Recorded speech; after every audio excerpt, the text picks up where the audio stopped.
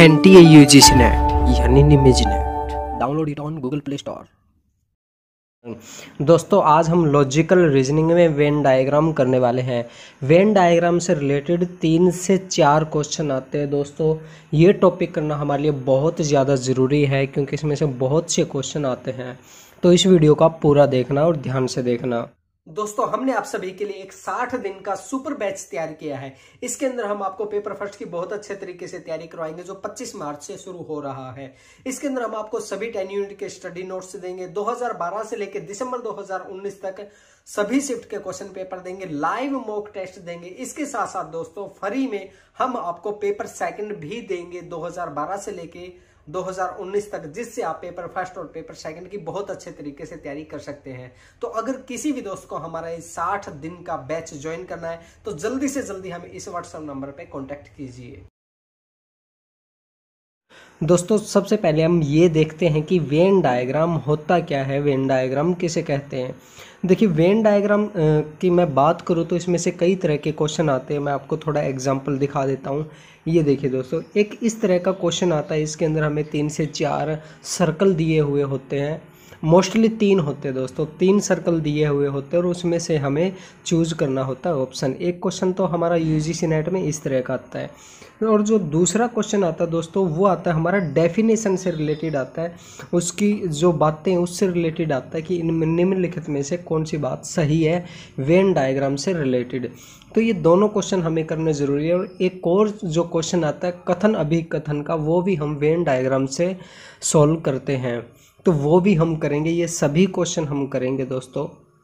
इसमें मुख्यतः क्या होता है दोस्तों, इसके अंदर वेन डायग्राम के माध्यम से दी गई वस्तुओं के समूह को वर्गीकृत करना, यानी कि इसके अंदर हमें काफ़ी तरह की चीज़ें दी हुई होती है और उनको हम समूह में अलग अलग डिवाइड करते हैं। और इसके अंदर जैसे अक्षरों के माध्यम से, संख्याओं के माध्यम से भी हम अपनी चीज़ों को डिवाइड करने की कोशिश करते हैं।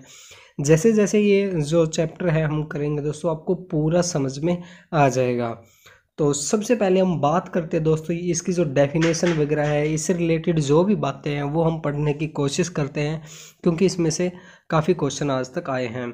तो इसमें जो अच्छी बातें हैं और जो नेगेटिव बातें हैं वो दोनों चीज़ें हम देखने की कोशिश करेंगे। देखिए सबसे पहले हम बात करते हैं कि वेन डायग्राम, वेन आरेख हमारी समझ को बढ़ाता है।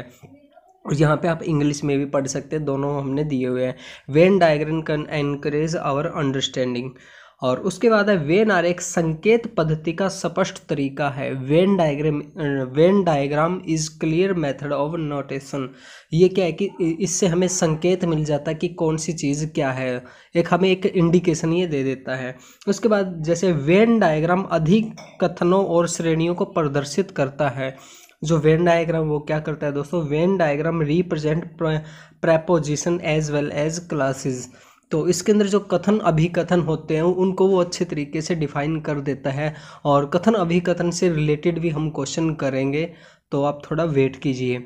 और एक चीज़ दोस्तों मैं आपको यहाँ पे बता दूँ कि ये जो है ना, ये अपने जितने भी मैं ये करवा रहा हूँ पॉइंट, ये बहुत ज़्यादा मोस्ट इम्पॉर्टेंट पॉइंट है। इनमें से क्वेश्चन आए कम से कम 6 से 7 क्वेश्चन आए हैं। और ये जो क्वेश्चन है ना, ये देखिए ये जो क्वेश्चन है हमारा आया हुआ क्वेश्चन है। और इसी तरह के क्वेश्चन काफ़ी क्वेश्चन हमारे एग्जाम के अंदर आए हैं। तो इन सभी पॉइंट को आप अच्छे से देख लीजिए एक बार। अब आगे देखते हैं दोस्तों, आगे इसमें क्या है। ये आगे वेन डायग्राम अभिकथन और श्रेणियों को प्रदर्शित करता है, ठीक है। ये संकेतन की स्पष्ट पद्धति उपलब्ध कराता है, ये चीज हमने ऊपर यही पढ़ी थी, यहाँ पे ये बात होगी। और ये जितने भी पॉइंट है ना दोस्तों, ये हमारे पेपर के अंदर आए हुए हैं और रिपीट हुए। ये देखिए ये यहाँ भी रिपीट हुआ है, ये यहाँ भी रिपीट हुआ है। और मैं आपको कई बार कहता भी हूँ कि जो क्वेश्चन है वो बहुत ज्यादा रिपीट होते हैं यूजीसी नेट के अंदर। आगे दोस्तों, यह वैध परीक्षण की प्रत्यक्ष पद्धति उपलब्ध कराता है। It can provide the direct method of testing the validity. ये किसी भी चीज को टेस्ट करने के लिए एक डायरेक्ट मेथड हमें प्रोवाइड करवाता है। समवाक्य संबंधी न्याय आकार के प्राथमिक अनुमानों की वैधता का प्रतिनिधित्व और मूल्यांकन करना। अब हो सकता है आपको ये हिंदी में समझ में ना आए, हिंदी में कई बार जो लैंग्वेज थोड़ी सी डिफिकल्ट हो सकती है, तो आप इंग्लिश में पढ़ सकते हैं। Represent the assess the validity of elementary inference of syllogistic form. तो यहाँ से आप देख सकते हैं। और आगे हम बात करें वेन आरेख चिंतनांकन की स्पष्ट विधि है। इसका मतलब क्या है, Venn diagram is a clear method of notation, यानी कि वेन डायग्राम से हम अच्छे तरीके से सोच सकते हैं, समझ सकते हैं और अपना रिजल्ट निकाल सकते हैं। वेन आरेख निपाधिक न्याय वाक्य के वैधता परीक्षण की सर्वाधिक प्रत्यक्ष विधि है। अब देखिए हिंदी के अंदर हम कैसा कंफ्यूज हो जाते हैं, पता नहीं चलता किसका क्या मतलब है। तो इंग्लिश में हम पढ़ने की कोशिश करते हैं। Venn diagram is the most direct method of testing the validity. अब ये चीज हमने यहाँ पे ऊपर की थी, ये देखिए दोस्तों यहाँ पे की थी, provide the direct method of testing the validity. ये चीज आपको ध्यान में रखनी जरूरी है दोस्तों। जो वेन डायग्राम है वो हमें डायरेक्ट मेथड प्रोवाइड करवाता है, टेस्टिंग द मेथड ऑफ कैटेगोरियल सिलोजिज्म्स, ठीक है। तो ये चीज आपको ध्यान में रखनी है कि वेन डायग्राम हमें डायरेक्ट मेथड प्रोवाइड करवाता है किसी भी चीज को वैलिडेट करने के लिए। और इसके बाद में जैसे एक दो और पॉइंट वो भी देख लेते हैं हम इसमें। वेन आरेख विधि में निरापुधिक न्याय वाक्य के परीक्षण के लिए 3 अधिव्यापक वृत्त बनाए जाते हैं। इसके अंदर क्या होता है, in a Venn diagram method the 3 overlapping circle are drawn from testing a categorical syllogism. अब देखिए कैटेगोरियल सिलोजिज्म को डिफाइन करने के लिए हम 3 सर्कल इस तरीके से बनाते हैं। 3 कैसे भी हो सकते हैं दोस्तों, वो 3 ऐसे भी हो सकते हैं। इसके अंदर 3 सर्कल होते हैं। 3 सर्कल क्यों लिए जाते हैं, उसके अंदर जैसे बताया था कि 2 तो हमारे अभिकथन होते हैं और एक हमारा निष्कर्ष होता है, तो इसलिए हम 3 लेते हैं इसके अंदर। और वेन आरेख तर्कों को आलेखीय रूप से प्रदर्शित करता है। When diagram represent the argument graphically. Venn diagram के अंदर क्या करते हैं, हम ग्राफिकल तरीके से रिप्रेजेंट करते हैं और उसे समझने की कोशिश करते हैं। ये सभी के सभी जो पॉइंट है दोस्तों, आप एक बार अच्छे से देख लेना। अगर आप चाहे तो वीडियो को रोक के इसका स्क्रीनशॉट लेके नोट्स भी बना सकते हैं। इसमें से मैं डेफिनेटली कह रहा हूं दोस्तों, अब की बार एक क्वेश्चन आएगा ही आएगा, 100% क्वेश्चन आएगा, क्योंकि इसमें से पीछे बहुत से क्वेश्चन आ चुके हैं। तो ये पूरे सभी के सभी पॉइंट आप अच्छे से कर लेना। और अब एक और जो पॉइंट आता है दोस्तों इसके अंदर ये आता है कि वेन डायग्राम में कौन सी बात सही नहीं है, ये हमें देखना है। सबसे पहली जो मोस्ट इंपॉर्टेंट बात आती है दोस्तों, ये आती है यह वैध या अवैध हो सकता है। ये बात इसकी गलत है, ये इनवैलिड यानी कि गलत है, ये सही बात नहीं है। जो वेन डायग्राम है वो ना ही तो वैध हो सकता है और ना ही अवैध हो सकता। तो जहां भी आपको में ये दिखाई दे कि यह वैध या अवैध हो सकता है, तो इसका मतलब क्या है कि ये गलत चीज है वेन डायग्राम से रिलेटेड। और आगे दोस्तों इसमें निरपेक्ष न्याय वाक्य के मानक रूप के 2 आधार वाक्यों के लिए परस्पर व्यापक 2 वृत्तों की आवश्यकता होती है। अब ये देखिए इसके अंदर कहा है कि जो हम सिलोजिज्म को, जो कैटेगोरियल सिलोजिज्म है उसको डिफाइन करने के लिए हमें 2 वृत्त की आवश्यकता होती है, लेकिन नहीं दोस्तों, जहां पे वेन डायग्राम की बात है वहां पे हम 3 सर्कल की बात करते हैं, तो ये इसकी बात गलत है। 2 का यूज नहीं करते, हम 3 का यूज करते हैं। तो ये दोनों के दोनों पॉइंट हमारे क्वेश्चन पेपर में आ चुके हैं और मैं दिखाऊंगा आपको आगे, तो उसमें देखना। चलिए मैं ये दिखाई देता हूँ आपको। ये जो क्वेश्चन है ये देखिए दोस्तों, ये रहा। नीचे दिए गए कोटों में से किसमें केवल सही कथन समाविष्ट है, कौन सा कथन सही है वो हमें बताना है। तो इसमें आप देख सकते हैं answer B, A B D, यानी कि ए बी और डी ये सही है। ठीक है, यहाँ पे आप देख सकते हैं वेन आरेख तर्कों को आलेखीय रूप से प्रदर्शित करता है। यहाँ पे आप इंग्लिश में देख सकते हैं Venn diagram represent the argument graphically. Option 2 Venn आरेख हमारी समझ को बढ़ाता है, बिल्कुल सही। Venn diagram can encourage our understanding, बिल्कुल सही। उसके बाद डी वेन आरेख संकेत पद्धति का स्पष्ट तरीका है। Venn diagram is a clear method of notation, ये बात भी बिल्कुल सही है। लेकिन जो ऑप्शन नंबर सी है दोस्तों, वेन आरेख को वैध या अवैध कहा जा सकता है, ये चीज गलत है। तो ये चीज आपको ध्यान में रखनी है और इससे रिलेटेड और भी हम क्वेश्चन इवनिंग को करेंगे। और अब बात आती है दोस्तों वेन डायग्राम से रिलेटेड जो ग्राफिकल तरीके से जो हमारे क्वेश्चन आते हैं इस तरह से, उनको हम किस तरह से करेंगे ये भी हम थोड़ा समझ लेते हैं। देखिए सबसे पहले नीचे कुछ आकृति दी है, उनको हम समझने की कोशिश करते हैं। ये देखिए ए में क्या दिया है कि 2 सर्कल हमें यहाँ पे दिख रहे हैं, एक सर्कल दूसरे सर्कल के अंदर है। ए दिया गया आरेख यह दर्शाता है कि एक वर्ग दूसरे में पूर्णतः समाहित है लेकिन मिला जुला नहीं है। अब देखिए हम ये मान लेते हैं, ये मान लिया हमने एक्स और ये मान लिया हमने जेड, ये मान लिया हाँ जेड मान लिया हमने, ठीक है। जो एक्स है ये जेड के अंदर पूरा का पूरा समाहित है, लेकिन ये दोनों एक दूसरे से मिले जुले भी नहीं है, ये एक दूसरे में समाहित है। ये चीज हमें समझने की जरूरत है, ठीक है। अब हम बी देखते हैं। बी के अंदर देखिए, बी के अंदर इस तरीके से ये हमें दिए हुए हैं, मिले जुले हुए दिए हुए हैं। ये एक दूसरे के अंदर पूरी तरह से समाहित नहीं है लेकिन मिले जुले हुए हैं। ये देखिए दिया गया आरेख यह दर्शाता है कि कोई भी वर्ग एक दूसरे में पूरी तरह समाहित नहीं है लेकिन दोनों में कुछ समान सदस्य हैं। अब देखिए इसके अंदर ये मान लेते हैं कि ये ए है और ये हमारा बी है, तो इन दोनों में ये जो चीज़ है दोस्तों ये कॉमन चीज़ है दोनों की, और बिल्कुल पूरी तरह से एक दूसरे में समाहित नहीं है लेकिन कॉमन चीज़ में है। ये चीज़ आगे समझ में।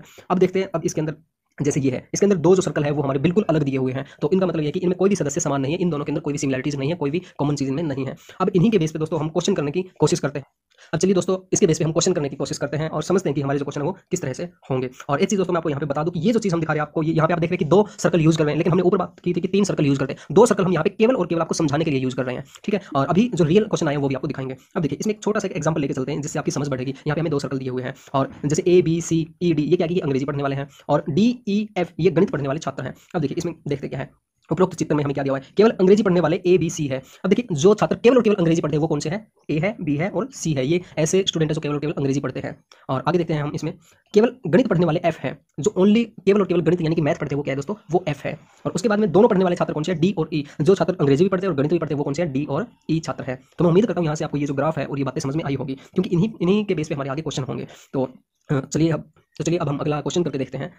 अब देखिए ये हमारा क्वेश्चन आया था, ये क्वेश्चन करके देखते हैं। कौन सी संख्या भारतीय अध्यापकों को दर्शाती है जो वकील भी है, वो हमें देखना है, ठीक है। तो सबसे पहले हम देखते हैं भारतीय कौन से हैं। भारतीय 1 है, 2 है, 3 है, 4 है। उसके बाद में वकील कौन कौन से हैं, 7 है, 6 है, 3 है और 2 है। उसके बाद में अध्यापक कौन कौन से हैं, 5 है, 6 है, 3 है और 4 है। अब हमें क्या देखना है कि भारतीय, सबसे पहले भारतीय होना चाहिए, अध्यापक होना चाहिए और जो वकील भी है, जिनके अंदर तीनों के तीनों गुण हो, जो भारतीय भी हो, वकील भी हो और अध्यापक भी हो। तो ऐसी कौन सी संख्या है इसके अंदर, आप बताइए। इसके अंदर हमारी संख्या 3 है दोस्तों, ये देख सकते हैं आप। ये बीच की संख्या, इनके अंदर तीनों के गुण है, भारतीय भी है, अध्यापक भी है और वकील भी है। तो इस तरीके से हम बिल्कुल आसानी से क्वेश्चन कर सकते हैं। और अगर क्वेश्चन नंबर 1 में ये पूछा जाए कि ऐसी कौन सी संख्या है जो केवल और केवल अध्यापक को प्रदर्शित करती है, तो वो आंसर बताइए दोस्तों, वो क्या होगा। सभी के सभी दोस्तों इसका आंसर देना, मैं समझूंगा, मेरे को पता चलेगा कि आप कितना समझ रहे हैं कि ऐसे कौन सा नंबर है जो केवल और केवल अध्यापक है।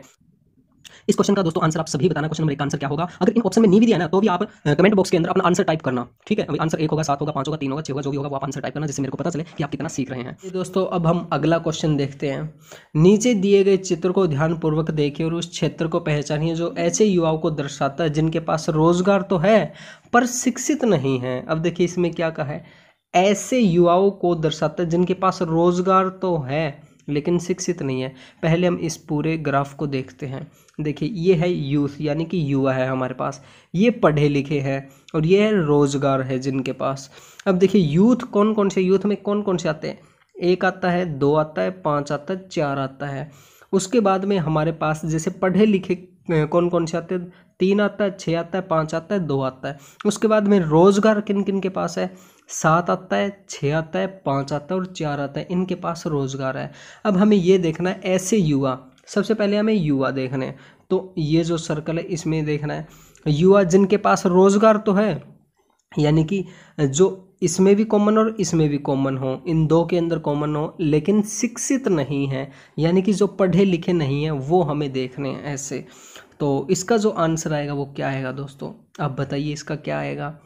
देखिए इसका आंसर हमारा आएगा 4 आएगा। अब देखिए मैंने कहा था कि इसमें और इसमें जो कॉमन है वो चीज़ हमें देखनी है, जो युवा है और रोजगार है जिसके पास में, लेकिन शिक्षा नहीं है, यानी कि पढ़े लिखे नहीं है। तो जो नंबर 4 जो है, बी जो ऑप्शन है वो हमारा बिल्कुल राइट हो जाएगा।